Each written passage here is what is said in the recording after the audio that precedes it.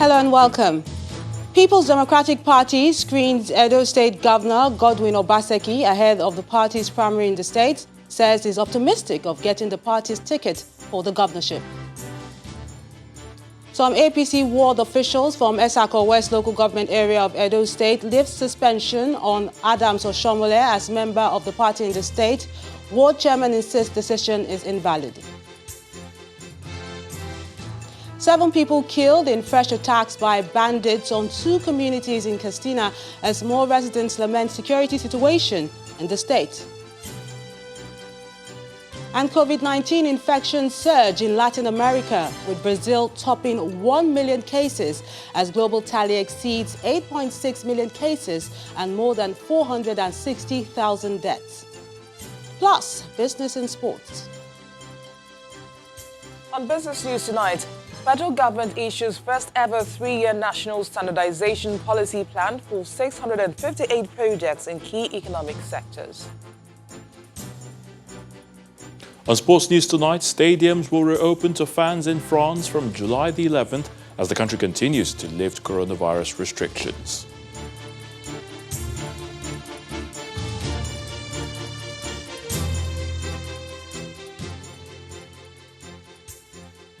As party faithful prepare to choose their flag bearers for the Edo State governorship election, Governor Godwin Obaseki says he's confident of getting the People's Democratic Party's ticket for the state governorship election and is a done deal, and that's coming from him. The governor made this assertion after being screened by the PDP screening committee at the party's national secretariat in Abuja today. This comes a day after he picked his expression of interest and nomination forms at the PDP national office ahead of the September 19th governorship election. My experience in the last 3.5, 4 years as governor, I just don't see that ideological divide. It just doesn't exist. I think the focus for me is development. Whether you're a conservative or you're a progressive, we expect that the outcome should be development.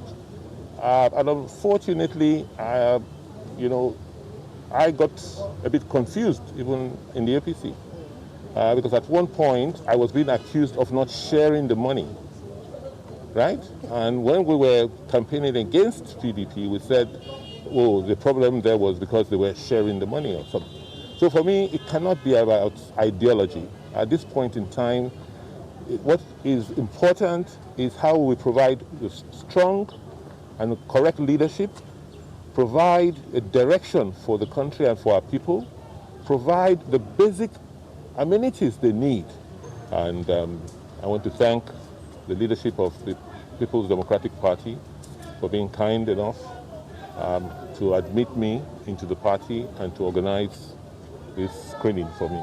And there are common grounds, there are common interests, and as I go back to Benin, I'm going to work on those, and hopefully, I'm very, very hopeful that I will get the not required number of delegates to win the primary. Meanwhile, ahead of the Edo governorship primary election of the All Progressives Congress APC, some of the officials of the party in Esako West Ward 10 have announced the lifting of the suspension imposed on the national chairman of the party, Mr. Adams Oshomole. Addressing a news conference at the party's headquarters in Abuja, the secretary of the ward, Mr. Emakeme Sule, says the ward reviewed the suspension of Mr. Oshomole and decided to lift it in the interest of peace. He claims that 17 out of 27 officials who signed the suspension order are in agreement with the decision.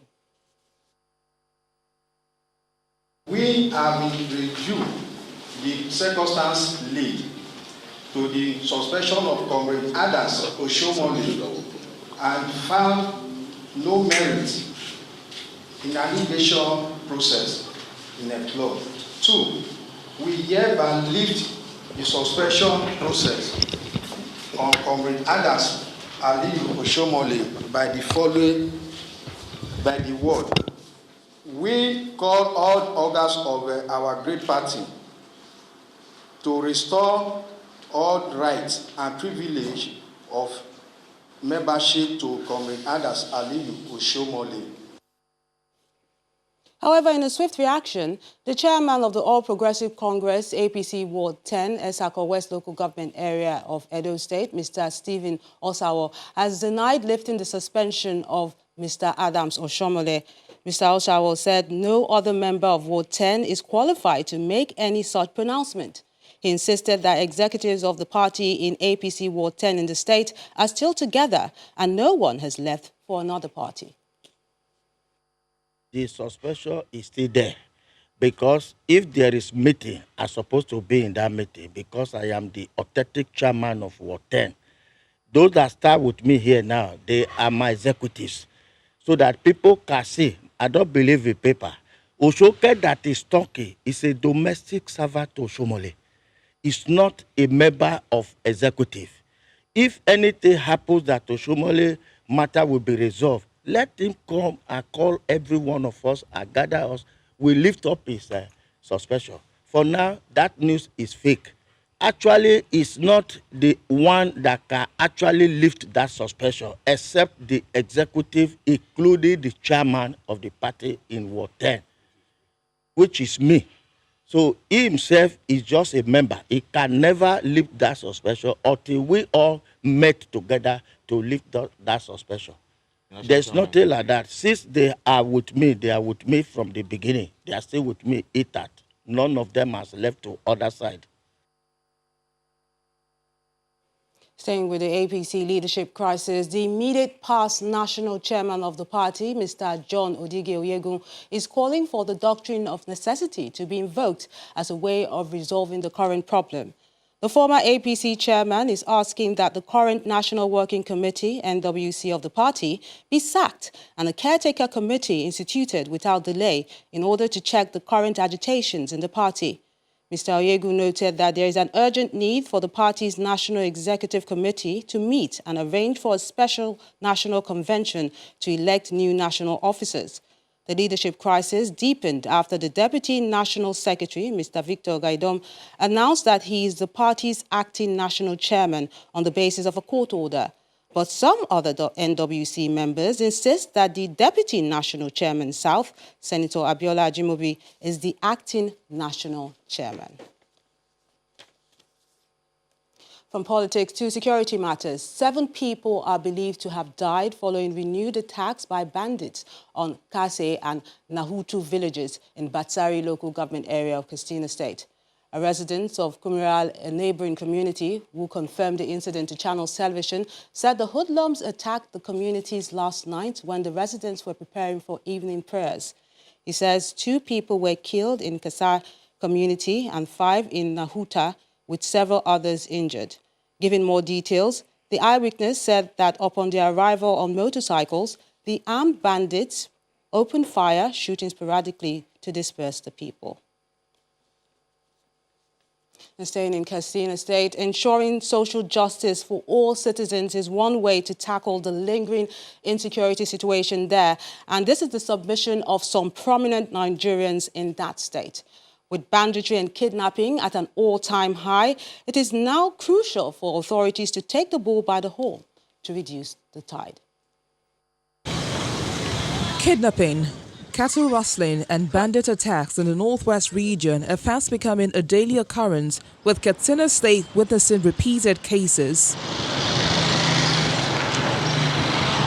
Many have lost not only their lives but also properties and some communities sacked. This situation is made worse by some factors that have contributed to the increase in security challenges. It is only when we all agree to support ourselves, to come together, to protect ourselves, to do justice to ourselves, to ensure that leaders are doing what is the right thing to do, what they are elected to do. I see dangers ahead of us. The region has remained unstable for many years, with a record of an average of 20 people killed daily in the last 6 months. In Sokoto State, 242 people were killed. In Zamfara State, 1,642 were killed in the last 6 months. In Katsina State, 908 were killed in Katsina State. And someone is telling Katsina people that traditional institutions were the people behind the banditry. Armed bandits appear to have overrun the state, even as the government struggles to overcome the challenge. We can blame the previous administration as much as, okay, when you saw this, what did you do? We saw it, we are working on it, and certainly we'll leave something behind for those coming to build upon, because in those villages and forest areas, education must go in. Without education, forget about it. President Muhammadu Buhari recently ordered the commencement of a major military operation to sweep the bandits out of Katsina and other northwestern states.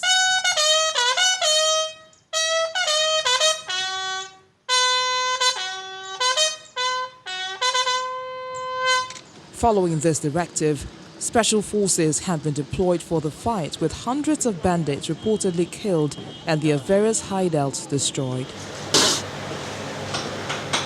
But how much difference has this made in the effort to restore normalcy in the state? Most of their hideouts, fortresses, which they used to hide victims of kidnap and also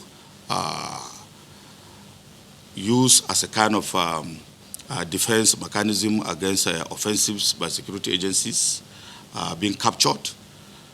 So I want to put it on record that tremendous achievement is being made in the ongoing offensive against the bandits.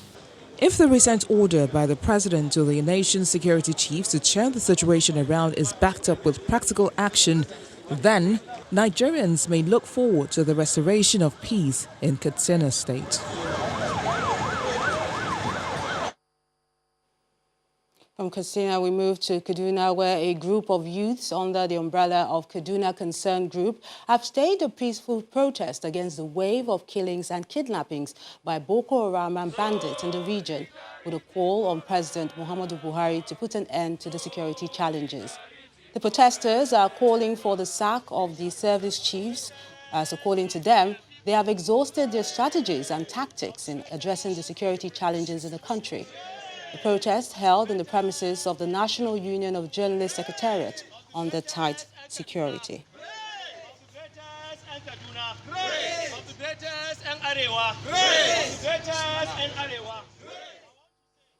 The Air Task Force of Operation Lafia Dole says it has neutralized several Boko Haram terrorists and immobilized one of their gun trucks at Bula Korege on the fringes of the Sambisa Forest in Borno State. In a statement by the coordinator, Defense Media Operations, Major General John Inenche, the feat was achieved via airstrikes executed on Wednesday, June the 17th, as part of missions conducted under the subsidiary Operation Long Reach after Nigerian Air Force intelligence and surveillance aircraft spotted a large number of Boko Haram terrorist fighters and gun trucks within the settlement. The statement adds that the NAF jets engaged the target area, taking out some structures and neutralizing some of the terrorists, while occupants of the truck who attempted to escape were mopped up by the fighter jets. Meanwhile, security forces under Operation Safe Haven have continued to pile pressure on bandits and other criminal elements in the northwest and north-central regions. According to the Defense Media Coordinator, the troops during a commando operation in Kuranpan local government area of Plateau State neutralized 3 kidnappers. This raid was conducted on Friday, June the 19th, following technical and human intelligence on the activities of a notorious kidnap kingpin at Palat Hotel. The troops also arrested a suspected kidnapper around Hawan Kibo General Area in Riyom local government area, while 4 other suspected kidnappers were apprehended in connection to the crime with the abduction of one Mr. Abdullahi in Mangu local government area of Plateau State. Our website, channelstv.com, has more information on our top stories and others. Subscribe and watch Channels Television's live stream on YouTube and other social media platforms using your mobile device browser, or download the Channels TV app for Android and iOS devices from their respective stores. You can also watch us via your smart TV platforms on Apple TV, Android TV, Fire TV, and Roku. Nigeria has joined the rest of the world to mark the 2020 World Refugee Day, which focuses on the difference each person can make. This year's celebration comes amidst the rising numbers of Nigerian refugees in neighboring countries, put at 290,000 as at May this year. Our special report tonight looks at the plight of refugees and internally displaced persons.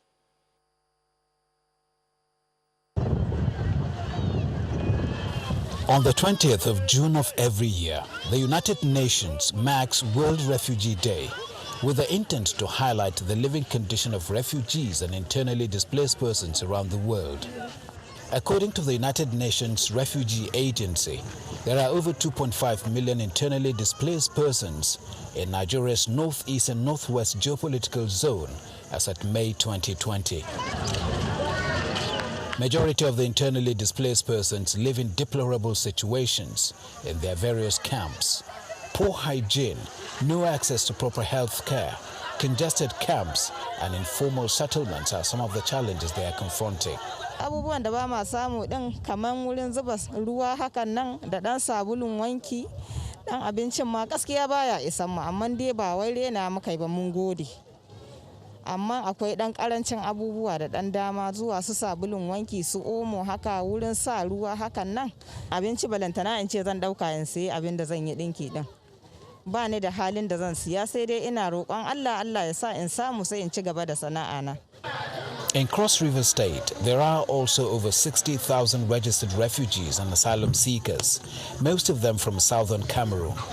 Their demands range from the provision of basic amenities to means of livelihood to sustain them. We provide as well a support to sustain themselves in terms of livelihood activities, non-food items like household utensils, and as you can see as well, to enable them construct their household, their shelters within there, and of course, a support in general to the government. The UN Refugee Agency also reports that there are almost 300,000 Nigerian refugees in neighboring countries of Niger, Cameroon and Chad. They are victims of banditry and cross-border crime. The displacement in West Africa shows over 260,000 refugees and about 3 million IDPs are displaced in the region. In 2020, it is estimated that 24 million people will need humanitarian assistance and, of course, protection within our region.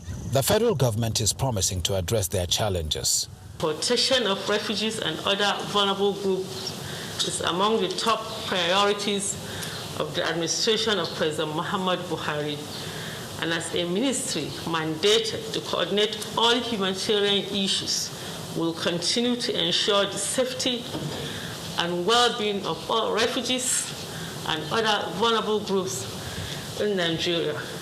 Globally, an estimated 65.6 million people have been forcibly displaced since 2017. The United Nations Refugee Agency is hoping that the challenges confronting these persons of concern can be resolved.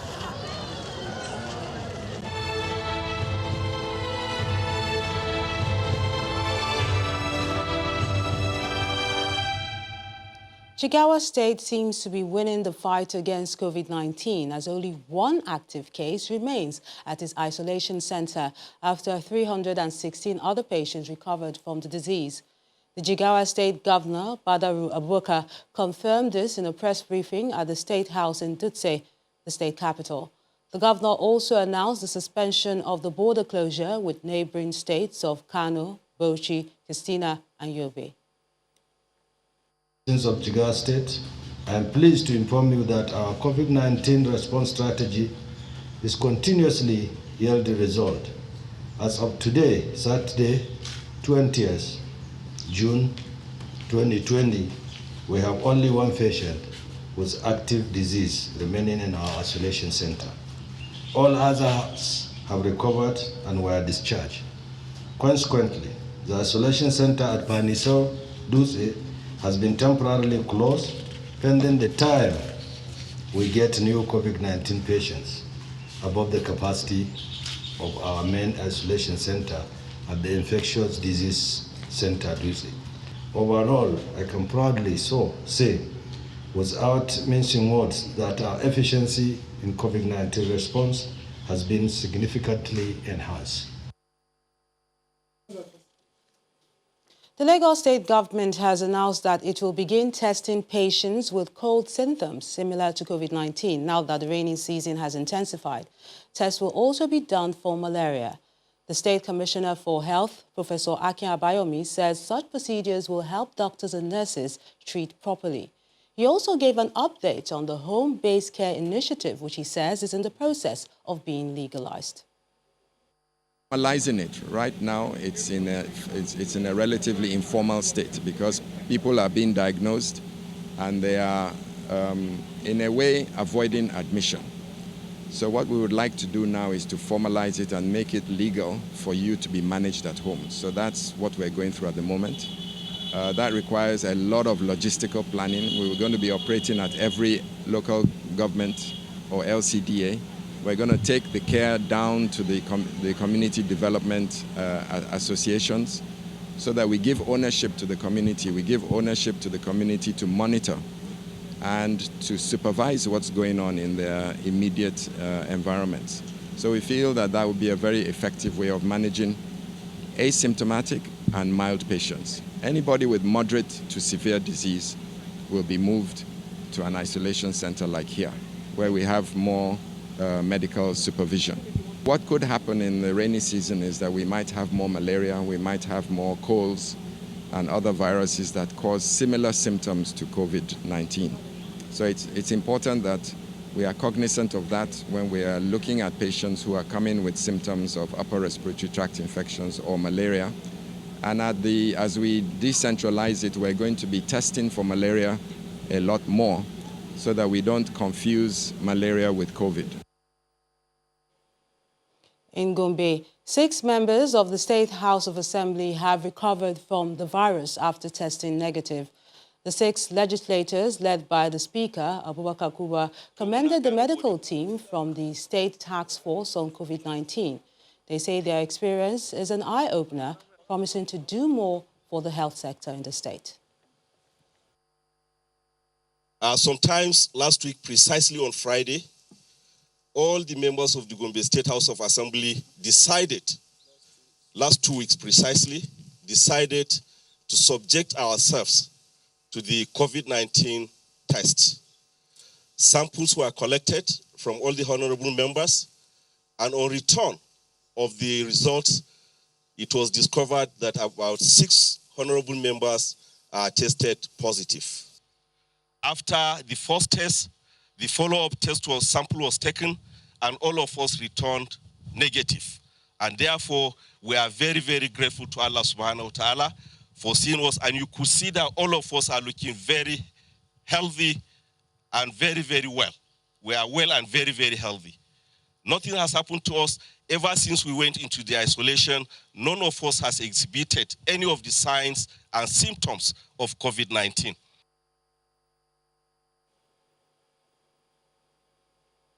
Staying with the COVID-19 pandemic, the Niger State government has announced a second death in the state. The casualty is a 65-year-old female who was admitted in the General Hospital after battling with severe COVID-19 symptoms, but died before her results returned positive. The COVID-19 surveillance team says a total of 64 confirmed cases with 10 admissions exist in the state. 33 have already been discharged, with 9 on transfer. There are also 430 suspected cases and 390 contacts with 287 people of interest and 299 alerts, with a case of fatality of about 5%. The state COVID-19 laboratory response team has a total of 481 samples, with 465 sent to the National Reference Lab, of which 64 tested positive and 316 negative.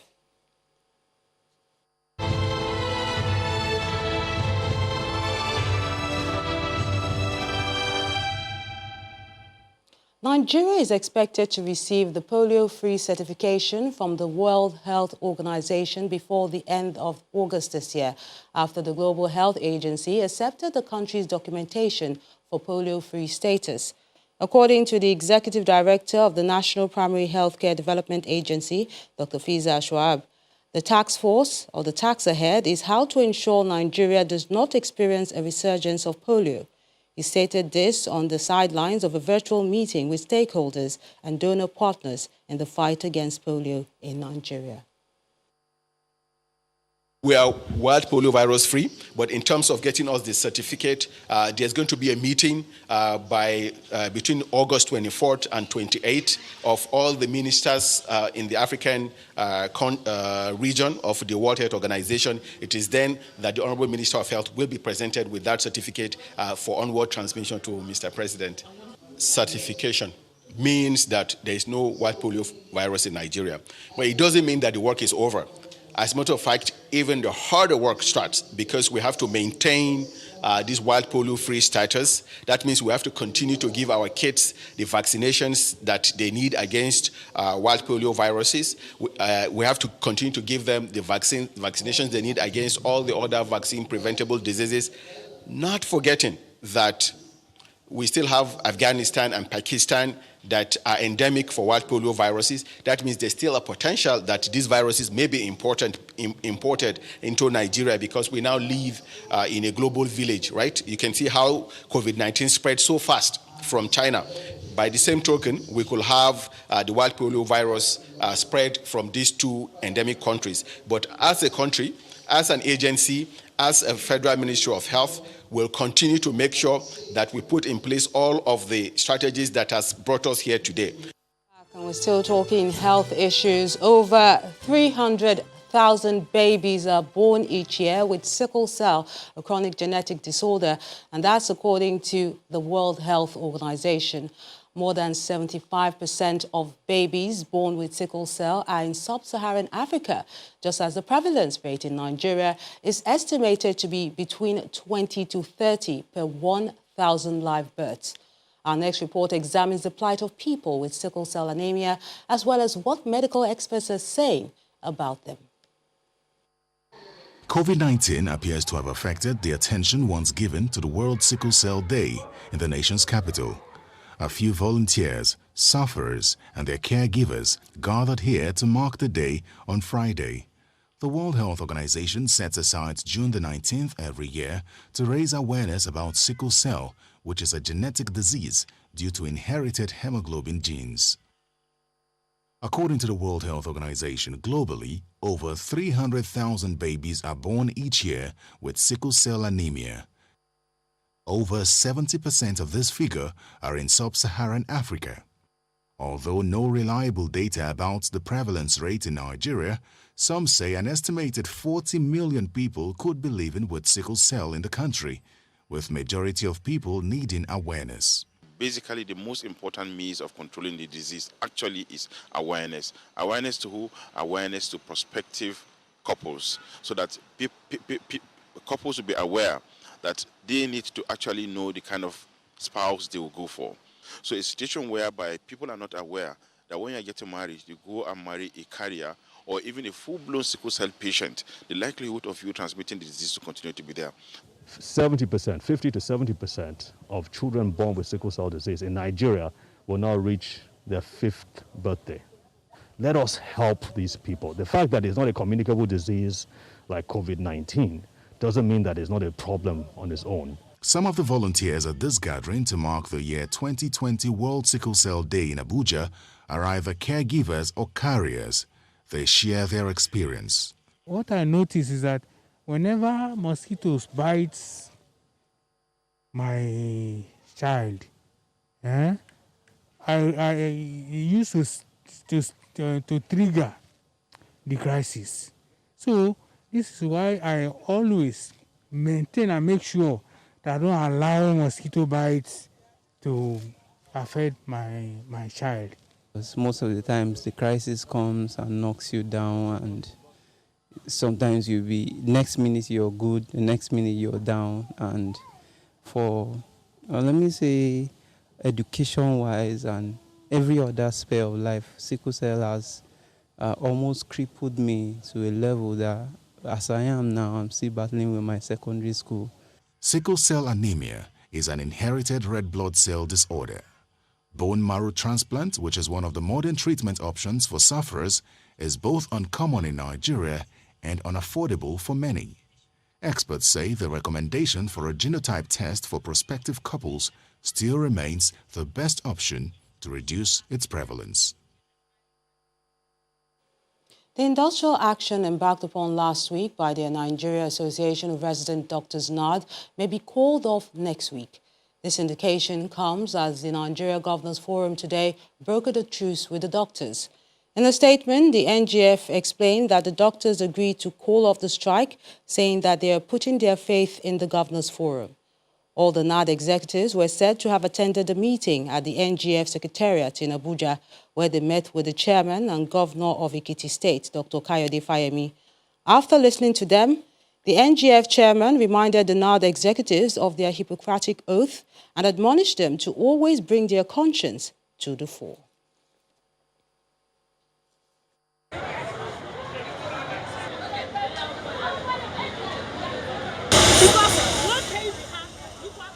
In the wake of the increased cases of sexual assault and rape in different parts of the country, individuals and groups have been demanding urgent action to combat the menace.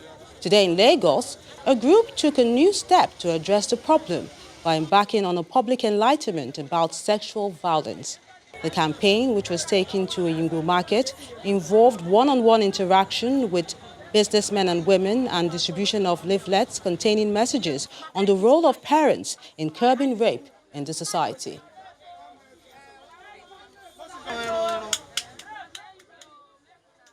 The Ogun State government has mobilized men and equipment to sites to ensure the completion of uncompleted roads and bridges left by the former administration in the state.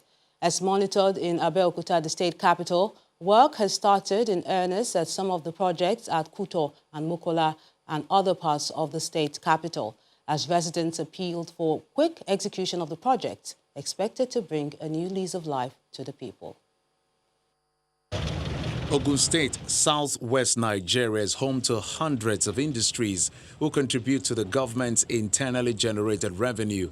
However, some parts of Abeokuta, the state capital, are dotted with bad roads or uncompleted projects, defacing the urban landscape and causing transit difficulty for road users. The road is very bad, and the road is giving us problem, especially this place. My car now, I'm looking for money to go and repair the hands. Uncomfortable with this development, the state government has reviewed the state of infrastructure with focus on completing abandoned projects that will help drive socioeconomic activities. Let's prioritize all the key projects in the state. Some that have been started since, some of them started from 2012, so still ongoing. So we start looking at them, what are the key ones to bring succor to people's life. So that, and then also some that, a lot of them, they have outstanding certificate that has not been paid. So we start looking at that and start, the governor start approving some of the payment that has been outstanding for a while. So that's why you see some of the contractors going back to site. It's not only, it's all across the whole state.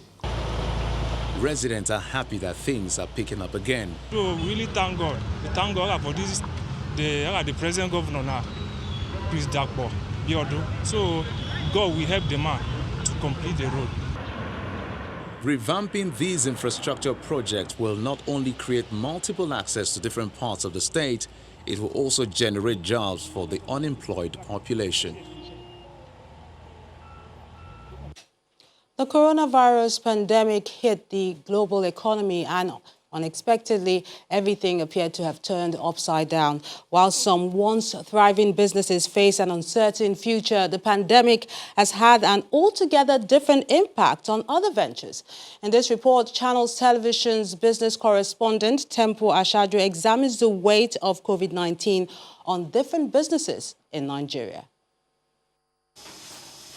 The coronavirus pandemic has fueled unemployment rates worldwide and shut down some businesses while also putting pressure on investments. In Nigeria, Africa's largest economy, the tale is not different as some sectors have amplified these losses. Industries such as the creative, hospitality, fintechs, retail, Restaurants and the oil and gas have all sustained the biggest blows of the pandemic. Since this pandemic has started, it's a heavy loss. The hotel that used to be a beehive of activities is empty. So this has led to the loss of revenue, loss of income, loss of total interaction, loss of everything. Among oil and gas companies, their exposure to the banks is the concern. I'm not aware of any discussions that are taking place with the lenders, between the lenders and the borrowers, in terms of being able to arrive at some sort of moratorium or something that will cushion the effect of the current challenges they're having with loan repayment. In difficult times, you must be able to put your balance sheet to serve not just your customers, but the economy. And I think we've demonstrated that, not just in supporting our individual customers, but in coming together to support the federal government in terms of putting resources for the fight against COVID. Some of these sub-industries have, however, found a way to override the virus by changing output variations and moving operations online. 17 retail stores were closed all over Nigeria.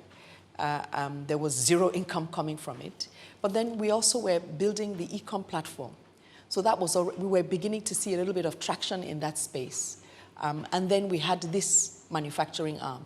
We made a video where we said we can turn this factory around and we can produce 100,000 units of these face masks in a week.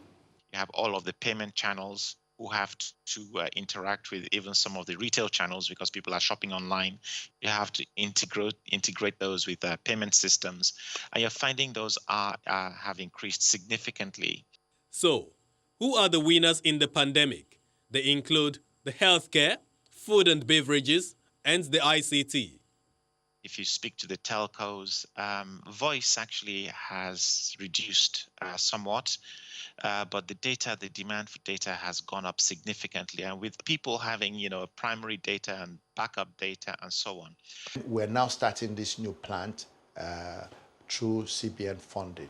There's just nowhere else we can go except to continue to translate that value to the consumers and also to our shareholders.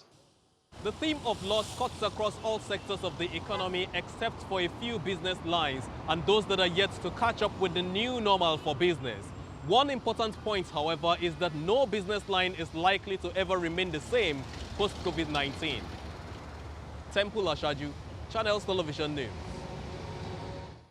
For more business stories, here's Visi.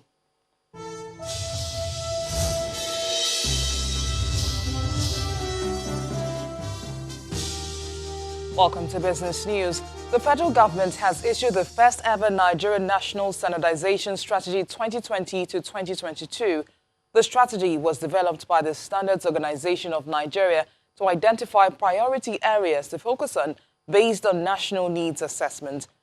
According to the Permanent Secretary of the Federal Ministry of Industry, Trade and Investment, Dr. Nasir Sanigwazo, the document is accompanied by a national implementation plan that gives orientation for national standardization work within the 3-year duration. The NNSS has identified a total of 658 standardization projects in key priority areas classified by economic sectors as highlighted in the federal government's Economic Recovery Growth Plan, the Nigerian Industrial Revolution Plan, and other related national strategic plans.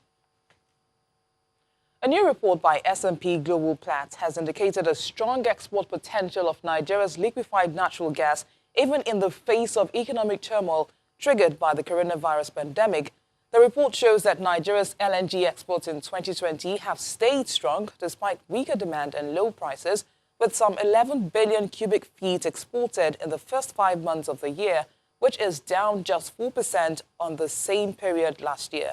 S&P Global Platts predicts that in the coming months, Nigeria's oil output may fall as it moves to fully comply with its OPEC Plus production quota.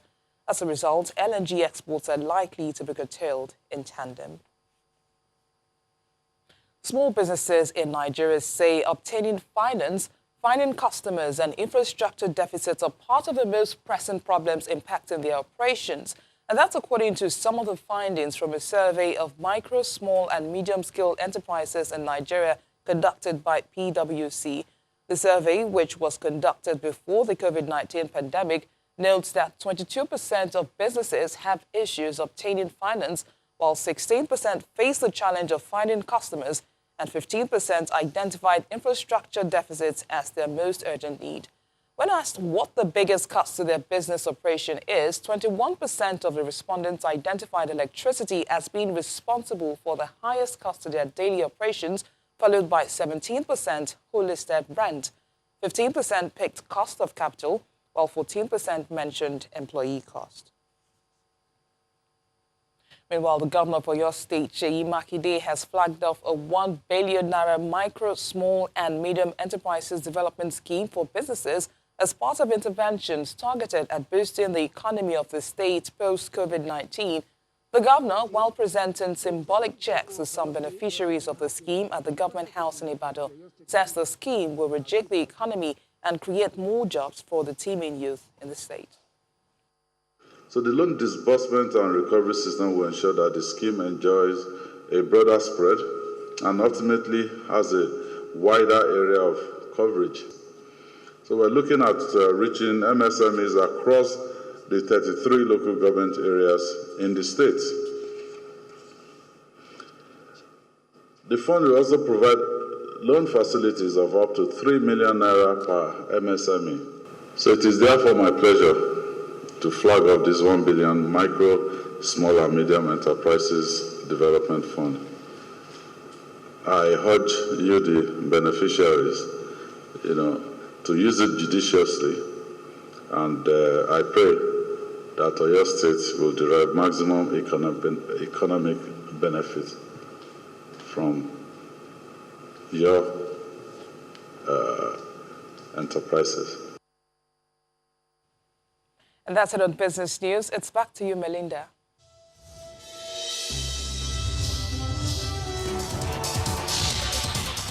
Thank you, Melinda. We start off in the English Premier League. Watford FC came from behind to force a 1-1 draw with Leicester City in the keenly contested encounter played at Vicarage Road. Brighton also beat Arsenal 2-1 to secure their first league win in 2020. Nicolas Pepe gave the Gunners the lead in the 73rd minute, but 2 goals on the dying moments of the game ensured that Brighton pulled off an upset. Arsenal have now lost 2 consecutive matches and have a mountain injury list to worry about as goalkeeper Bernard Leno was stretchered off after picking up an injury. Wolves beat West Ham 2-0 away at the London Stadium, and Crystal Palace beat Bournemouth 2-0 away to record 4 wins in a row for the first time since 1970. The French government has announced that stadiums in France will reopen to fans on July the 11th, as the country continues to lift measures imposed to contain the COVID-19 outbreak. A maximum of 5,000 fans, however, will be allowed into the arenas, a restriction that could be eased later in the summer, with the new season due to start on August the 22nd. This means that the French Cup and League Cup finals could now be played with fans. The government said a further review of the national epidemiological situation will be carried out in mid-July to decide whether a loosening is possible for mid-August. The Minister of Youth and Sports Development, Mr. Sunday Dare, has issued a deadline of July the 15th to illegal occupants of the MKO Abiola National Stadium in Abuja to leave the facility. He gave the warning during an inspection of the stadium ahead of its renovation, saying there is an urgent need to bring some sanity to the arena, which is on the verge of getting an upgrade. The ministry will be working closely with the Federal Capital Territory Administration, carrying out the eviction within the laws of the country. And that's Sports News. I'm Ayo Tunde. Balogun is back to you, Melinda.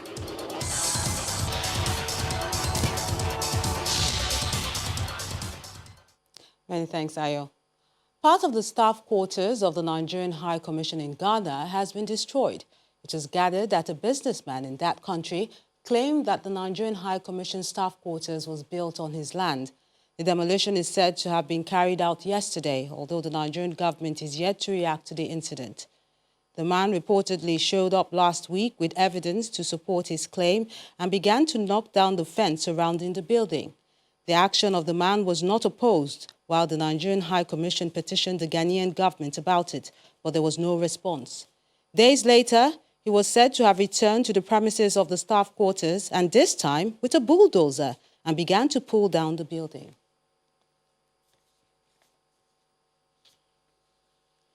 Latin America is said to be among the regions currently seeing a spike in COVID-19 infections, especially Brazil, which has passed 1 million cases with more than 54,000 registered in the past 24 hours. Globally, over 8.6 million cases have been confirmed, with more than 460,000 deaths and 4.2 million recoveries. Brazil has become the second country in the world to confirm more than 1 million cases of COVID-19. The Health Ministry posted a record number of new cases in the past 24 hours, more than 54,000, and there were more than 1,200 deaths for the fourth consecutive day, taking the total to nearly 49,000. The Chinese city of Beijing continues to carry out mass COVID-19 nucleic acid testing for its citizens. Officials have been expanding nucleic acid testing across the city of 20 million since a cluster of infections linked to a food wholesale market erupted just over a week ago. Meanwhile, Australia's second most populous state, Victoria, says it will reinstate its lockdown restrictions until July 12th after logging a double-digit rise in coronavirus cases for a fourth straight day. The clampdown comes after the state recorded 25 new cases, including families who had held gatherings and workers at a hotel where travellers had been quarantined. I have to announce that the planned opening up of, for instance, pubs, restaurants and cafes, going from 20 patrons per enclosed space to 50 patrons per enclosed space, has been deferred until midnight the 12th of July. Iran is warning about a lack of proper social distancing among citizens as the coronavirus cases in the country tops 200,000. Daily deaths have exceeded 100 most of this week for the first time in 2 months. Finally, Pope Francis has held his first audience for a group of people since Italy lifted its coronavirus lockdown, granting it to health workers from the Italian region most affected by the pandemic. The Pope paid special tribute to doctors and nurses from the Lombardy region gathered in the Vatican's frescoed Clementine Hall, which had not been used for months because of the crisis. You were one of the supporting pillars of the entire country. To those of you here and to your colleagues all across Italy, go my esteem and my sincere thanks, and I know very well I am interpreting everyone's sentiment. Italy returned to relative normality on June the 3rd when Italians were allowed to move between regions again. Demonstrators have been marching in Paris to protest against racism and allegations of police violence against members of the black community and ethnic minorities. Hundreds of people gathered in the capital's Republic Place carrying placards with the message "Justice for IBO," referring to the 2019 death of Ibrahim Abba, a black Frenchman in police operation. Protests have been taking place around the world against racism and police brutality following the death of African-American George Floyd.